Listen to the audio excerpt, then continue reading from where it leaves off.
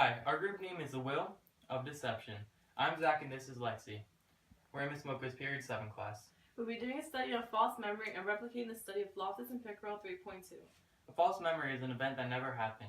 False memory we chose to do is of a dog attack when the participant was 6 years old. This memory was given to us by a participant's older sister. She also provided 3 real memories that the participant had to describe with a false one in the 5-page booklet that was mailed to her. We chose to do this memory because they were realistic, culturally relevant, and it was not a traumatic event. Let's introduce our actors.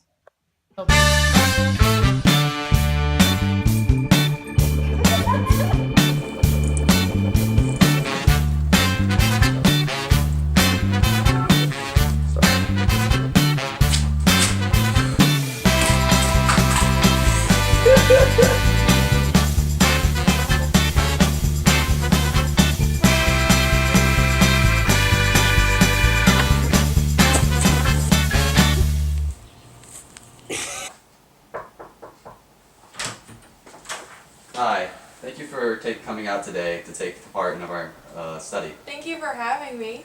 Yep. Take a seat.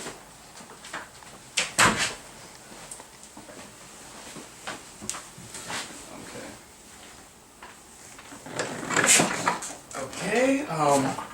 Today we'll be discussing your study and a series of questions for it. This study will focus on childhood memories and why some people will call some information and not other kinds of information. Okay. Alright. So, you filled out a pamphlet for us 2 weeks ago and you mailed it in. And we had a couple of memories, but we're discussing a certain one today. And that was like when you were 4 or 5, around 4 or 5, you were bitten by a dog. Mm-hmm. You remember that, right? Yes. You do? Vaguely I do, yes. Vaguely. Okay. So, can you tell us something about what you remember? I remember that there was a small white dog, I think. Yeah. Well, according to the pamphlet, the dog was a larger and darker color. Does that sound familiar to you? Actually, yeah, I do remember that. Because when I was little, we had 2 dogs, actually. We had the smaller white dog, Chloe, and then we had the bigger dog. She was black. Her name was Roxy. Yeah, it was the larger black dog.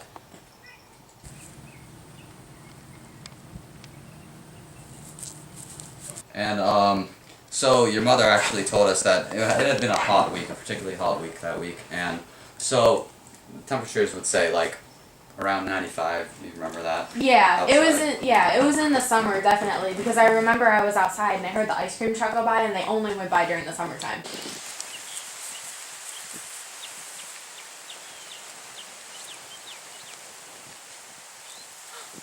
Ice cream?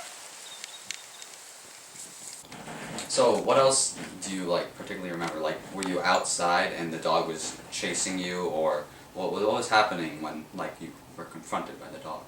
Yeah, I vaguely remember. I remember I was outside in the front yard of my house at the time, and I was playing in the yard with my toys, and I remember seeing Roxy coming after me, and I thought she was just gonna play, and I saw her looking at me funny, but then she went and she bit my arm, and I got up and started screaming, and I ran, and I was so scared because that was my dog. Like, I didn't know what to do. I just ran away screaming.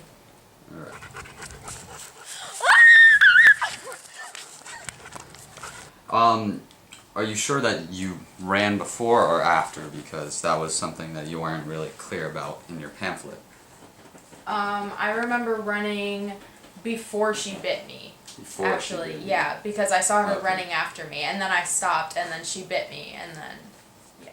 And after all this happened, like, how did it get taken care of? Did someone find you, or like, were you approached by anyone? I remember when I was screaming inside, my dad must have heard me, and he came running out, and he came to me, and he asked me if I was okay, and he calmed me down. Lily? Lily? Lily! Mi tata! Mi tata! Okay? Okay? So in closing, we just gotta evaluate your recollection of the memories on a scale of 1 to 10, 1 being me in Miss Moko's class, and 10 to someone being like someone who actually pays attention to what she says. And we gotta do a confidence rating. Basically, if you could come in for a second interview, how much more information you could tell us about these memories. So first, the clarity. I would say I remembered that on a scale from 1 to 10, probably like an 8 or 9. I remember that memory very well. Alright, so just an 8. Okay. And for confidence, If I had to come in again, I'd probably say like a 2 because I think I remembered most of it. I think I remember most of what happened.